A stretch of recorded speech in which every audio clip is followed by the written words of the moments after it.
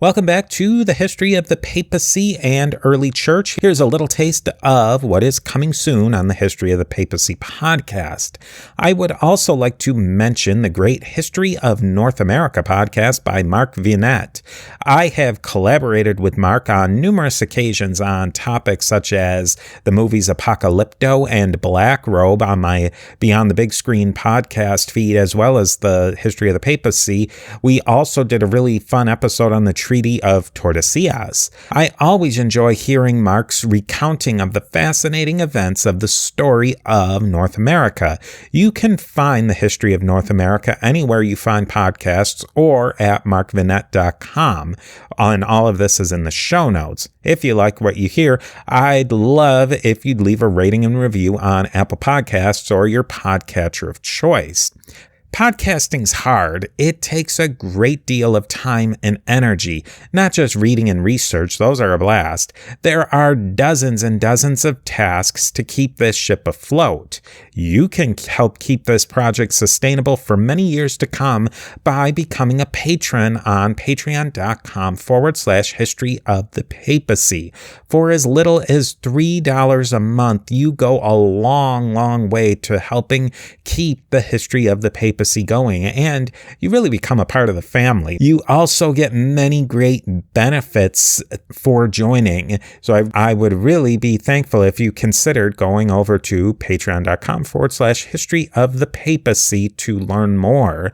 I hope to see you next time on our next stop on our trip through the history of the popes of Rome and Christian Church, as well as check out the History of North America podcast by Mark Vinet, and I'll see you next time.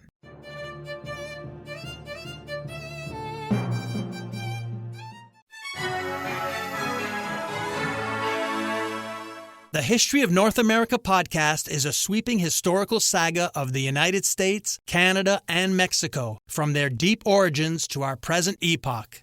Join me, Mark Vinet, on this exciting, fascinating, epic journey through time, focusing on the compelling, wonderful, and tragic stories of North America's inhabitants, heroes, villains, leaders, environment, and geography.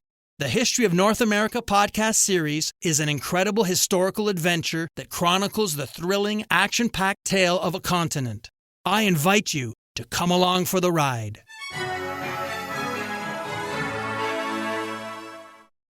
Yeah, so the island itself is at a really important geographical point for travel between the Western Islands and the Great Glen. So if you're traveling up this Great Glen, you'll go by Loch Ness. So Loch Ness is part of the Great Glen to get up towards the Moray Firth and Inverness and that kind of area.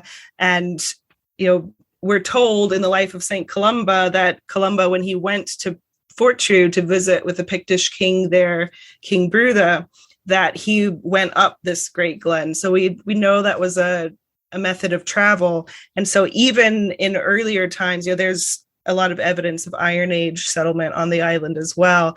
That's the kind of place that you would want to have control over, because if people are wanting to come back and forth and travel and probably trade, then you would want to have some control over access to those trade routes.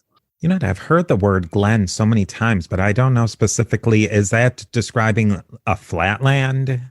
So a glen is kind of like a hollow. So it's going to be if you've got two hills, you've got the glen that's going to be between them. So that's going to be the easier to traverse part rather than climbing over a hill or climbing over a mountain.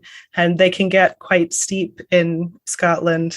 And so where Lismore was facilitated by a relatively easy traveling route then.